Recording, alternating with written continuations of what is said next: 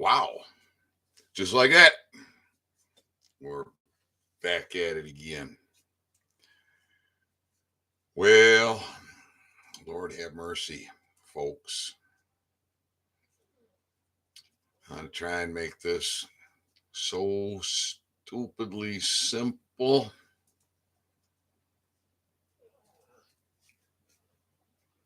That even a dog could get it.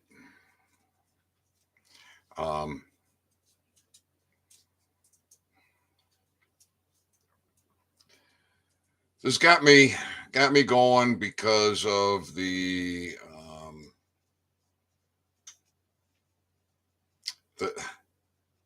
the new knowledge I've gained since originally creating the Americans Notice of Liability. Um, Learning about quantum, learning about the power of a stamp, how to use it. So, in order for you to own your authority, you have to know how to contract. I forgot to check if I have audio. So I'm going to find out if I got audio. I got audio. All right, sweet. Everything's working good.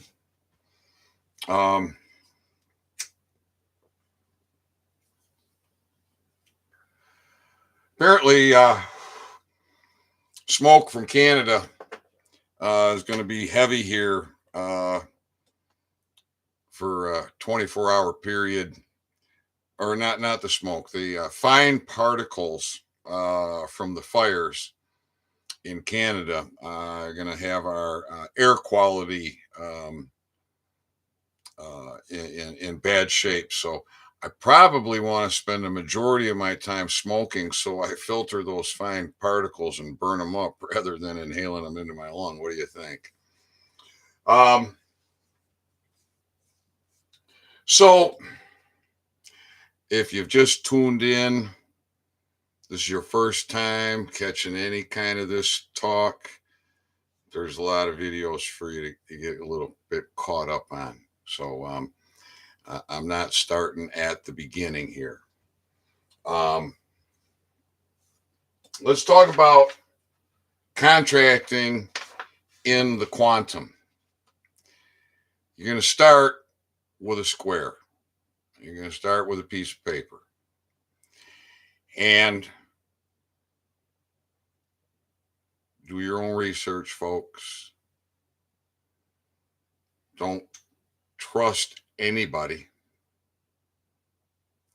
Now, I'm explaining to you what I have done and what I'm doing. Now, you can take a leap of faith with that. However, how does that empower you? Hi, Joe. If you don't know, up here, if you don't know it here, if you don't know it in the gut, if all three brains don't know it, then how are you going to own it? So a little bit of study and you can know it to the point where you can own it. So court starts with your paper. Contract starts with your paper. So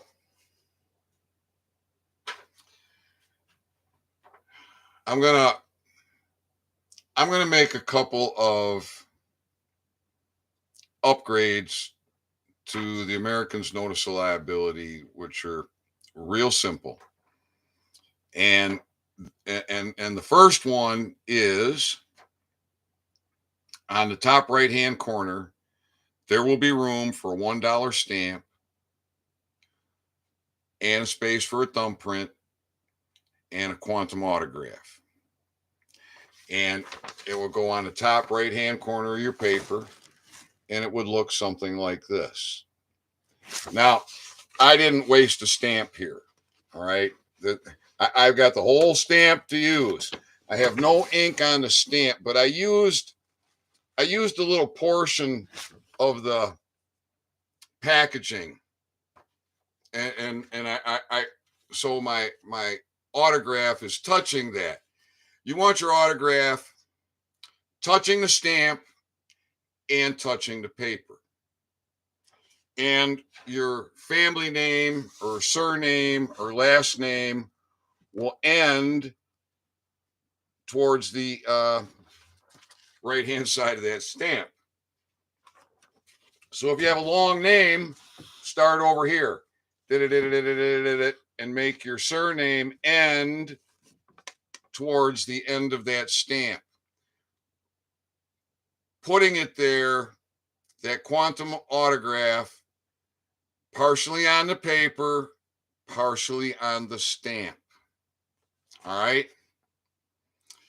Then your thumbprint or your fingerprint is going to catch the stamp and the last part of your last name. Don't make it so heavy that you can't read the name. All right. That's how your contract starts, with your power and your authority. Now, on the bottom right-hand corner of every page, you would put a quantum initials. It would look like this: full colon, E hyphen D period, full colon D.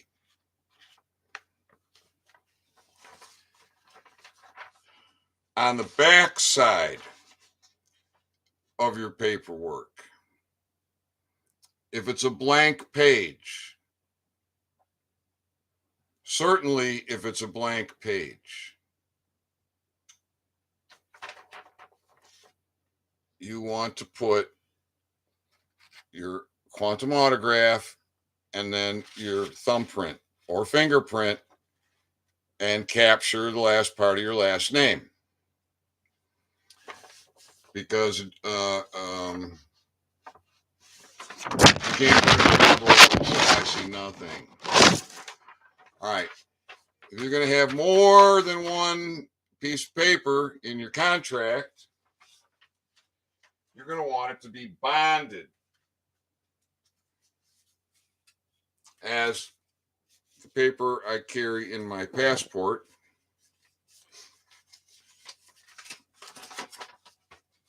In my slave port, this paperwork is bonded, not stapled. Use glue. Now you can use a ribbon, as I comprehend it. A ribbon or some kind of tie. You're probably going to want to have some good stout paper. So at any rate, if it's an original in the quantum, this is how you write original: full colon, all caps, original, period. If it's an original document, mark it as such in the quantum that way. If it's a copy, you do it like this: full colon, all capitals, period, COPY, full colon, no space, capital COPY, no space, period. All right.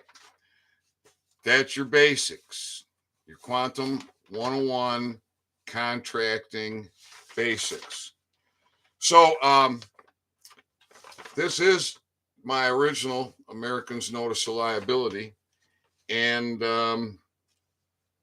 I don't quite have room there for that $1 stamp. I don't think. Lord have mercy. Is there? No, there's not. It's close. It's close. So I think what I'm going to do is I'm going to go and I'm going to adjust the formatting so that the space is there for you to properly be contracting in the quantum. This gold backed, there's power in that. Gold backed. All right.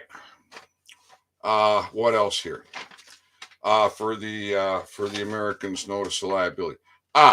Because it is not written, because it's not syntaxed, it's not mathematically correct sentence structure, forward and backwards.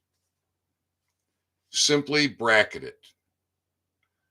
Put a bracket before the first letter, the first writing, and a bracket at the end. Now, because there's two sections to this, I would have to really think hard and maybe search out to see if I can find an authority that could give me the answer.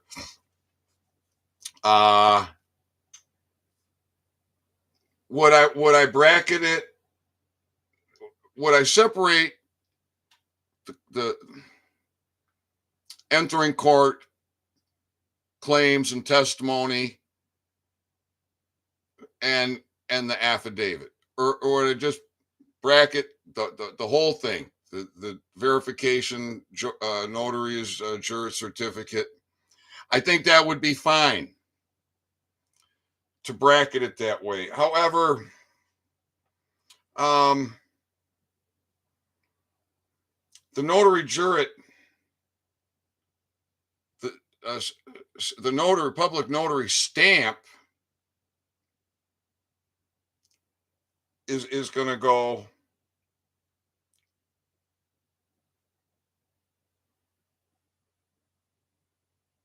I'm not really quite sure how to think about that. I think I would do it separate. I would do it separate. In fact, maybe that bracket would end at the word seal, and the notary puts their stamp. Maybe we do something there. Maybe we do something to cancel that notary stamp, or take ownership of it, or maybe we just leave it alone. I don't know.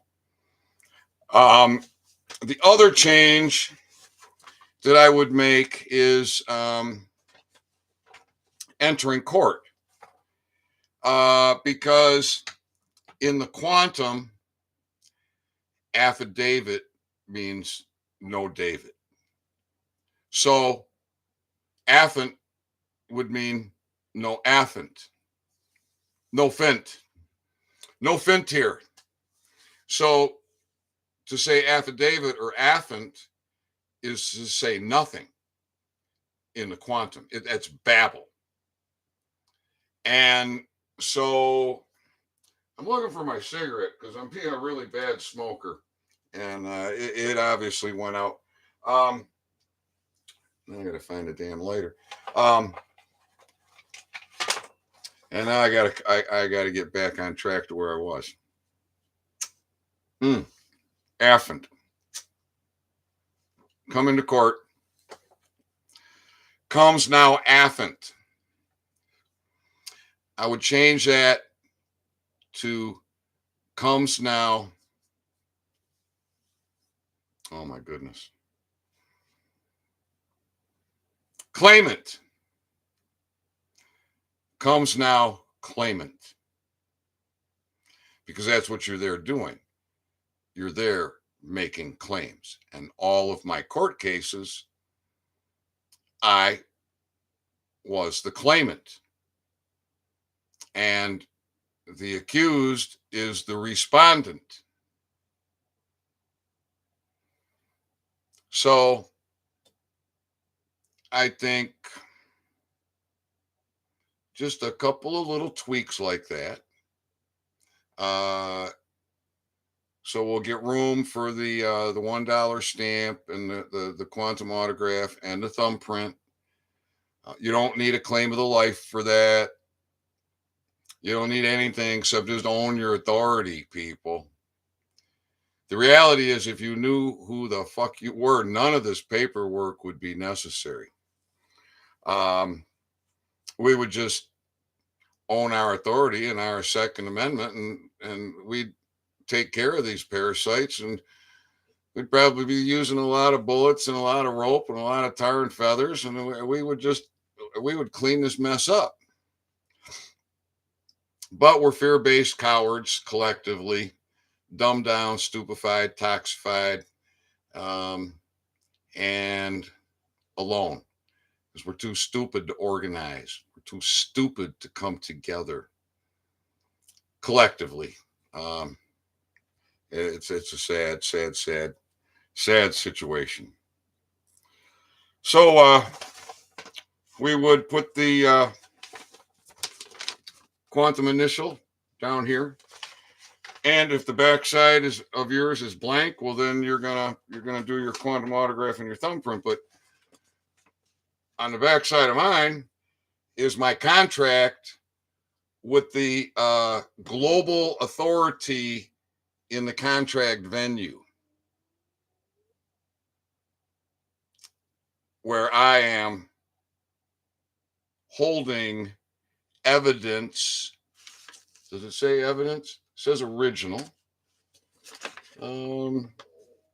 Says original. This original copy of my 3806, my register receipt, the mailer after it was received in Kingsland, Texas, the green card front and back with the cancel mark, proof of contract. Proof of contract is what? Postmaster, Foreign Office of Origin, without the United States. So on the back side of my Americans Notice of Liability, it's not blank. It has the evidence of my contract with the Global Post as sovereign. And also in my slave port, I carry a $1 gold back stamp so that I have the ability to contract. I also have a $21 United States Postal Service money order backed by gold, and I own it. All right, I got my stamp, autograph, and my thumbprint there to cancel the stamp and seal this document. I have the ability to contract, and I can prove it right here. I've gold. Now, the slave port, I captured the straw man. The last page of your passport, vertically up and down here, your slave port, it's going to say endorsements, mention specials, and annotations. All right, there's my special mention. I captured this straw man. I've assassinated that bastard. All right. So I'll put that all away. Now with the driver's fraud, on the back side, I got that $1 gold back stamp, quantum autograph, and my registered number for my case, recognized as sovereign through the Global Post. All right, and I struggled with this with a blue ink pen, and then I used the packing tape I used the clear packing tape and put it on. Then I took a razor blade and cut the edges off nice and neat. So this is not going to rub off. That thumbprint, that autograph, that number, that's not going to rub off. Oh, I failed to put the receipt back in the passport. This is the receipt for my money order. So that's how I captured and assassinated this son of a bitch. All right. Now, the bank card,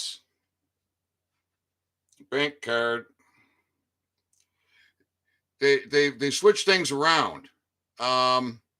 They used to be the side with the color would have that name. But they changed that. And so I'm like, what's the front and what's the back? Because it would have the name on one side and the number on the other. So I'm gonna cover up do it like this. Cover up the number and such. But you can see there's the name. It's not on the front. So I decided to assassinate this son of a bitch. I'd do it like this. And there was no way I was going to fight with this blue pen. And I couldn't find I was looking for a permanent marker, blue pen, but I ended up getting a Sharpie. And then of course I have my my blue ink pad, right? Blue ink pad. And you want to, I can tell you from experience, put your thumb or finger in there, check it first on a scrap piece of paper. Make sure you either have enough ink or you don't have too much ink. Because again, you want to be able to read that last name. You don't want to be covering up that initial or that last letter on that family name, surname, last name, whatever. I'm talking to you in babble, folks. You know I am, so cut me a little slack. Yeah, weather manipulation, ain't that something?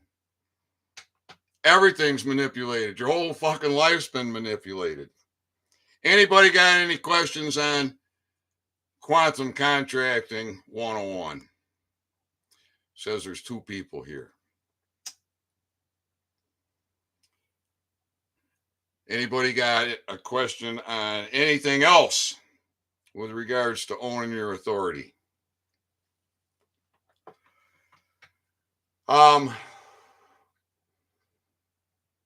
Well, maybe I'll just talk a little shit. My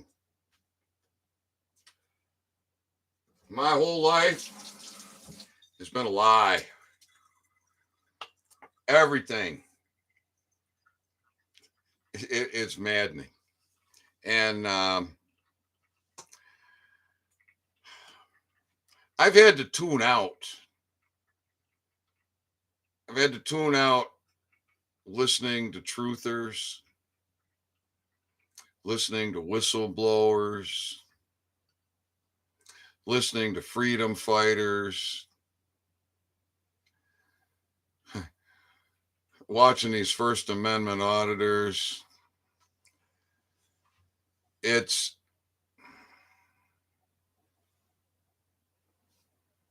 Where am I going with this? There's not much out there to empower you. And there's so much misinformation and disinformation and bullshit going on. I don't understand. I cannot comprehend. I don't get it. I don't get it. You can't vote your way out of this, people. This isn't about elections. So one of the people that I have not been listening to is Tucker Carlson. And I would catch a little blurb, but Tucker's got a way of dancing around things, and he gets a high pitched voice. Why do so many men want to talk with a high pitched voice? Why do so many men want to sing and sound like a woman? I, I don't get that. Crazy times that we live in. So Tucker's got a whiny woman voice, and he he's been right there, public enemy number one, feeding you bullshit all this time. Well, now apparently he's bringing it hot and heavy about craft not from this world, life or energy or something not of this world. He's bringing it hot, and who the fuck's listening to him? I'm not. Um, I've known that we're not alone for a damn long time. I've known it here. I've known it here, and I've known it in my gut. I've known it for a long time. And what have they been telling us? You're alone. Everything's a lie, especially important things like that. So, what is really going on? What is really going on? Oh, I want the truth. That's what I want. I want the truth. And I want you all to be happy, prosperous, healthy, and unless you start owning your authority, unless you know who you are,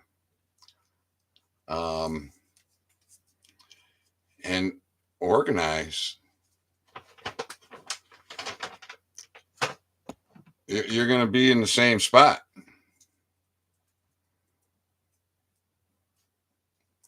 And with 40 men, I was asked why 40? 40 is a force.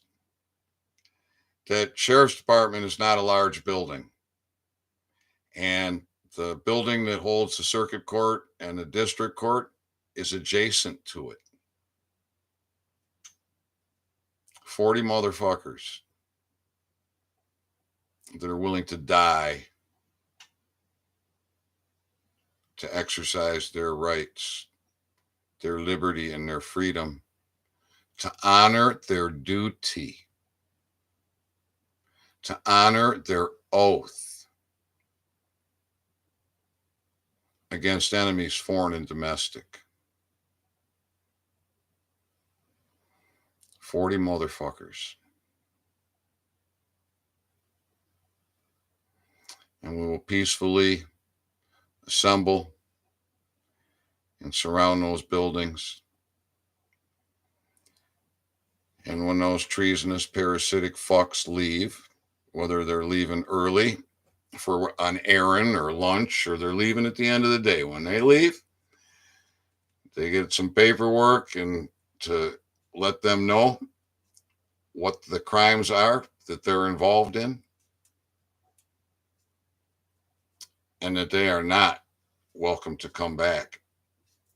They are not coming back and getting paid to continue these crimes against humanity, this human trafficking that they're involved in.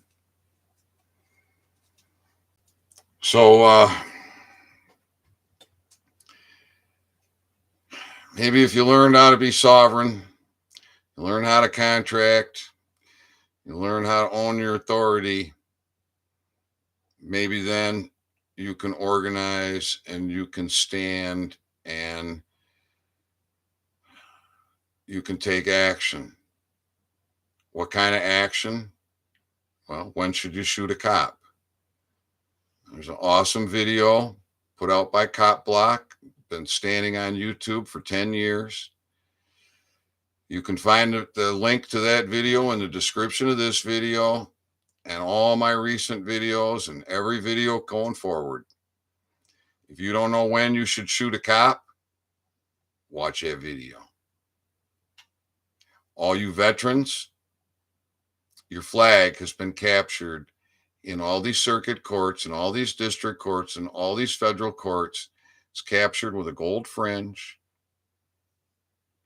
It's decorated with a tassel of the British agents.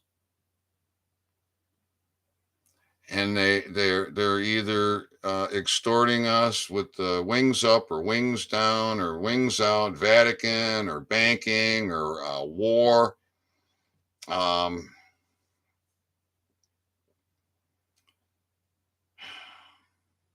what do? Well, all the ones I talk with, you don't want to lose your benefits. Fucking pussies. I'll call out too. I've been sitting on this for a while because I thought maybe they'd come around. It was about 2 years ago. I made contact with a fellow by the name of Todd Scanati. I think that's how you pronounce his name. He's in the cannabis business. He's proud that he's a veteran. He's fighting for your rights. He's a pure fucking slave. I wanted a review on any of my paperwork.